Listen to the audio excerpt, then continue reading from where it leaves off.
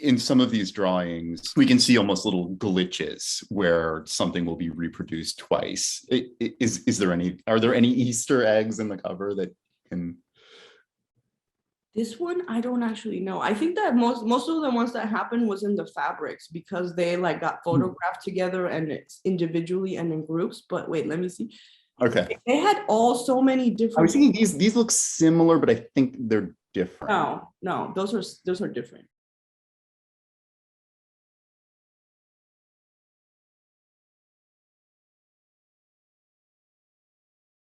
My name is Lloyd Wise, and I'm executive editor at Artforum. And I'm very happy to be speaking today with Gala Porras-Kim, whose wonderful piece, 254 Offerings for the Rain at the Peabody Museum, is on the cover of Artforum's March issue. It's being published on the occasion of the essay, The Ethics of Dust, by the scholar and art historian Martha Buskirk. So just to kind of begin, as I understand it, this work doesn't really exist in isolation, but is one component of a larger body of work with several elements. Most important among them is a letter addressed to the director of the Peabody Museum at Harvard University. And maybe the best way to begin is for you to talk a little bit about that. How did this project begin? What prompted it? What does it consist of? Thanks for having me over. Yeah, you know, the work is really a three-part project, and I also thought that not necessarily that one is more important than the other, but that they have sort of different personalities and sort of different function too, you know, because I always like to keep it different in the studio so I can switch from one to the other. I think that I do love making things like a maker, but in the end, bottom line, you know, the idea is what frames all of those physical objects, you know? And so the letter was actually one of the root elements that, I guess maybe I should describe the three parts first and then.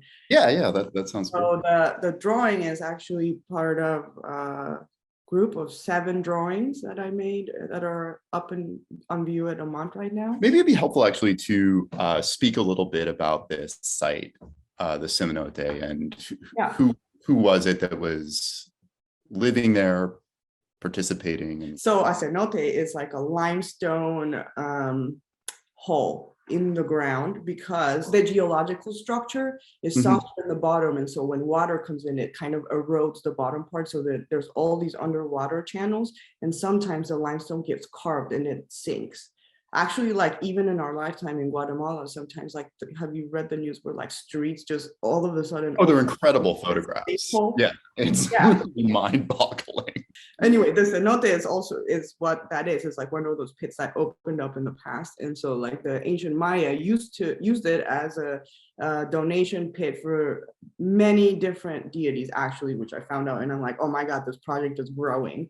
But mainly it was the Mayan rain god, and also was the maize god and whatever. And it's located at Chichen Itza, which is also a very important historical site with a lot of pyramids that are also used in rituals.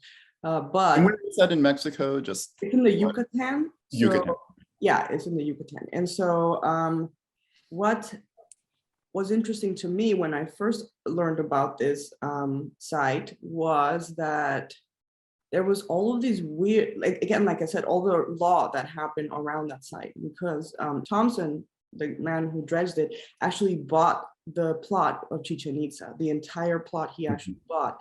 And he was able to actually dredge the cenote, but not open the pyramids because this was naturally occurring and this was man-made. And so just even the differentiation of these two very similar ritual sites, and that one, because it's man-made and one is naturally occurring, have different ways of functioning, was always very interesting to me. You know? Same as current day law, like even the thing that Martha was saying that was great was that, you know, like the rivers cross across countries, but like at the border, one is a person, one is not a person. So in a sense, it's just kind of how the things get defined and when, because the law is always changing, you know? The second part is an installation that is a copal, that is like a tree sap work, because I was thinking, okay, then if, these objects were donations to the Mayan rain god. And so in a sense, I was thinking like, well, let's just take their word for it, for a minute, because we don't know if it actually works or not. So in a sense, let's just suspend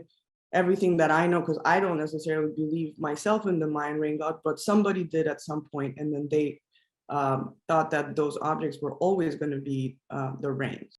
And so it's like, okay, we go by their predisposed setting. And so the copal was a way to figure out if the last owner of those works, of those objects, was the rain, and the rain is still around, how would they feel about the fact that these objects are now in the driest spot in the storage? Because it goes conservation exactly against the wetness that it was in, because it was really well preserved. The objects were actually preserved so well because they had been submerged for so long.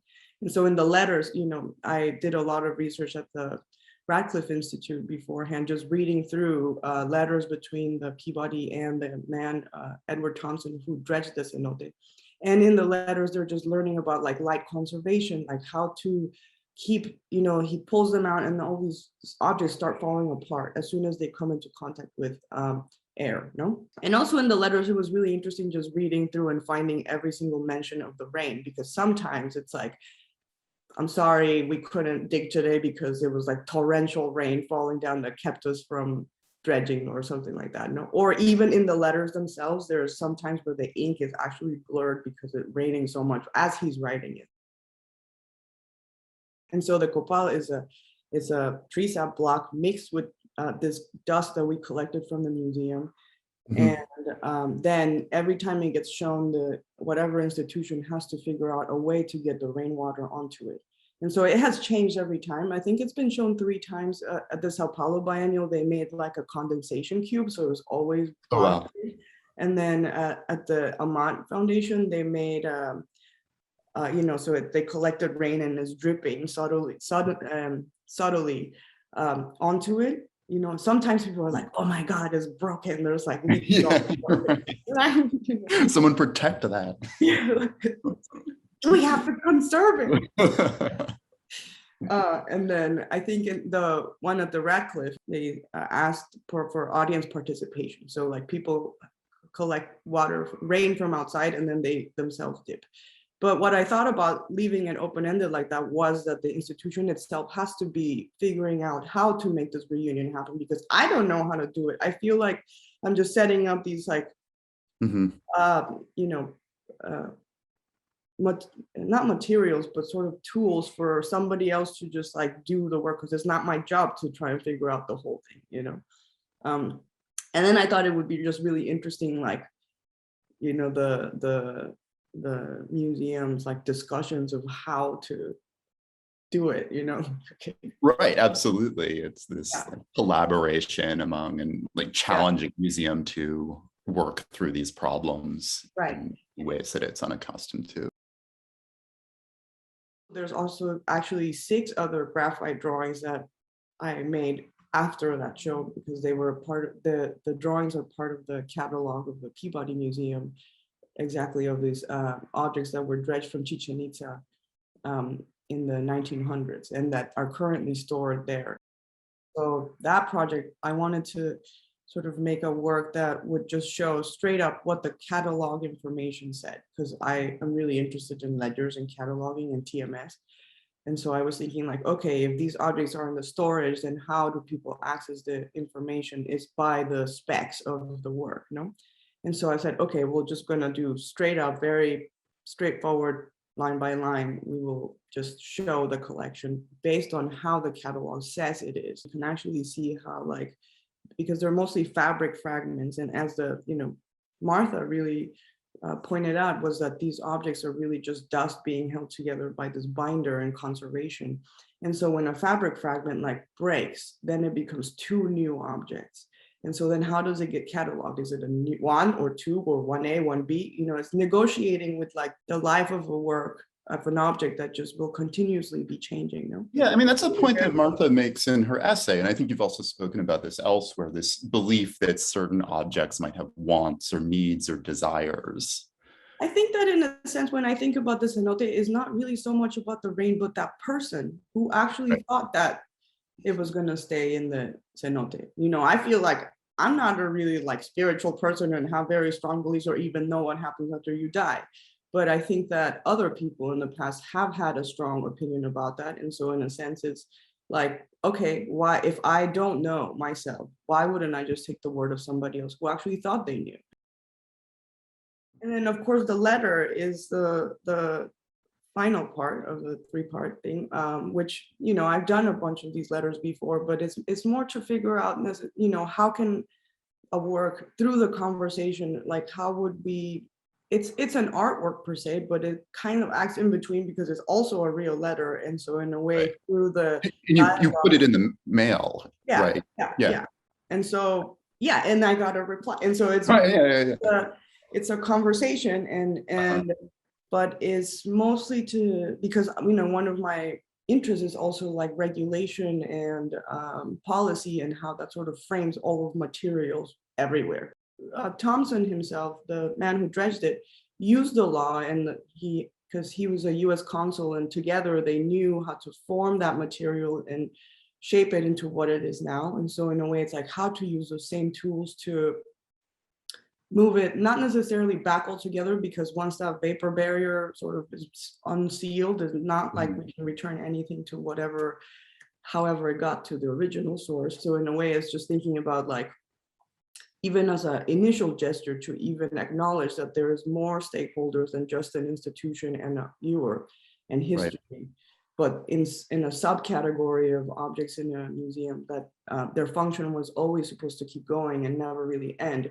It's still going. One aspect of your practice I find so interesting is that, well, you take a stance toward museums or institutions, the apparatus of Western art history that is that's critical, and I think many very important ways. You yourself don't stand fully apart from it. Rather, you really inhabit these spaces, these discourses, and you perhaps even implicate yourself in some ways. Yeah, because, you know, in the end, I know that I'm like such a product of the institution. I grew up here. I learned about art history all in museums. And so in a way, it's like, okay, how I can't escape the bubble in which I am coming from. But in a way, how do I suspend it? Because it's not just me, you know, even people that are working within museums, like most of the people that I have talked, registrars, conservators, etc., already know what these questions are, and are also conflicted, because it's like those things exist. And I think about institutions like there are so many problems within it, and many of the things cannot be undone. You know what I mean? I think that is one of the central parts, you know, about this like binary of like, we took it, so we put it back, so it's fixed. You know, it's like, it doesn't exist so easily, because like just returning something or like this one way and then mirroring it back is very much based on the way that those things were taken out of the original site. You know what I mean? Because every object has a different history and like function and how it was made that doesn't have to do with museum policy at all. And so when you do en masse, like deaccessioning or like whatever, you know, it doesn't work, because that comes from the point of view of the museum. You have to like pay attention to each individual thing as like, what am I need? Because sometimes some objects do need to be in a museum, and some of them need to get back. They're not all one case scenario, like if it was taken during this time or whatever. I think that is way more work. Right. I mean, I love your project with the mummies, providing the mummies better view. Do you want to talk about that a little bit? I think it's so great. Well, I was doing this residency at Delfino Foundation, just laying up research for the show at Gasworks, and I'm like, shit, by default, I have to talk about these mummies because the British Museum, they have the biggest collection outside of Egypt. And so I'm like, shit, you know, I would like it to be more subtle myself, but I can't help but just be like, okay, if I'm going to follow my own rules, it has to be like whatever is there, you know? And of course, by default, the ancient Egyptians planned so well for their afterlife that they are literally here more than any other ancient culture who didn't plan for their afterlife. So I was thinking about like, oh, that's actually really cool to be like, they planned for an afterlife, but not necessarily, it didn't turn out the same shape that we might think their afterlife is or whatever, but in a sense, they do live longer in our minds and like imagination and even in the display. And so I was thinking like, well, just reading through the labels, they already say what those things need. You know, it's like, oh, this object needs to be like, used to need to be facing east because it's the rising sun, and somebody wanted to be looking at the like rising sun all the time, no? And so I'm thinking like, okay, if it doesn't get in the way of the object still being in the museum, because, you know, I can't imagine the de-accession policy of the British Museum at all, then if they can just turn it, so at least, you know, whoever might care about is having their view, then I think that in a sense it's just like, what are the in-between areas that makes everybody happy? Not happy, but like okay with being things, you know. It might be like uncomfortable for the flow of the public to like walk around an object that is not straight, but like a little out of the way. But it also might be difficult for this person to be looking at the sunset through a wall. So it's also just negotiating those things, you know. It's like we both give into it, you know? Both sides are kind of finding a middle in between.